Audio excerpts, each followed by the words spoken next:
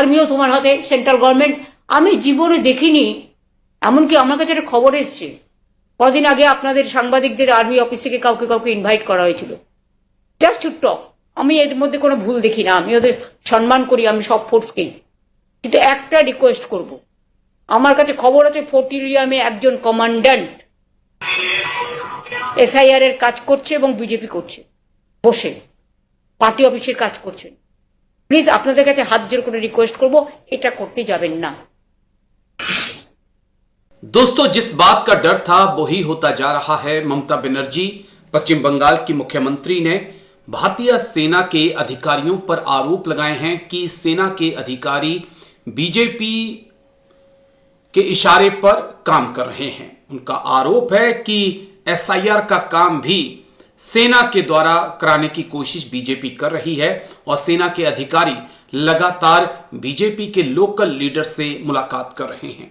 इन आरोपों के क्या मायने हैं, इसको समझना होगा, क्योंकि इससे पहले भी इस बात को लेकर चिंता जताई जा रही है कि भारतीय सेना का राजनीतिकरण हो रहा है और उससे बचकर रहना होगा, क्योंकि भारतीय सेना बीजेपी की नहीं है, ये पूरे भारत की है, ये भारत के लोगों की है।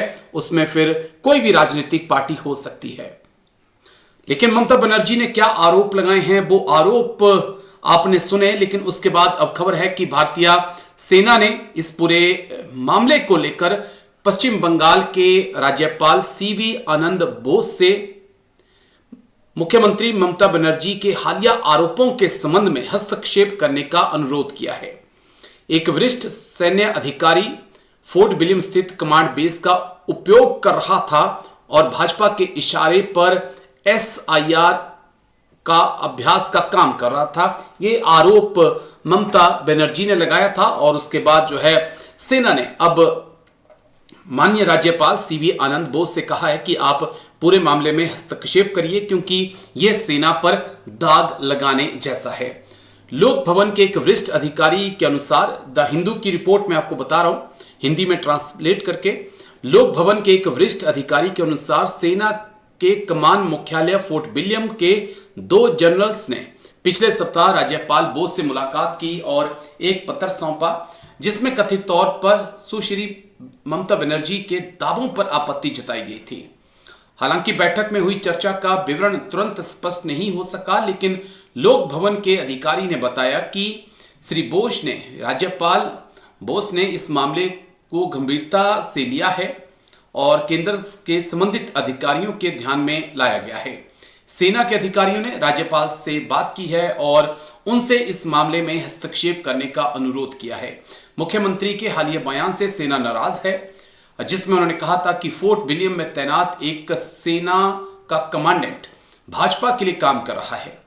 संबंधित अधिकारी की पहचान के बारे में और अधिक जानकारी दिए बिना मुख्यमंत्री ने 13 जनवरी को दावा किया था कि राज्य में मतदाता सूचियों के विवादास्पद एसआईआर के मद्देनजर सेना के जवान कमांड बेस का इस्तेमाल राजनीतिक गतिविधियों के लिए कर रहे हैं। और ये बहुत बड़ा आरोप है, बहुत बड़ा आरोप है।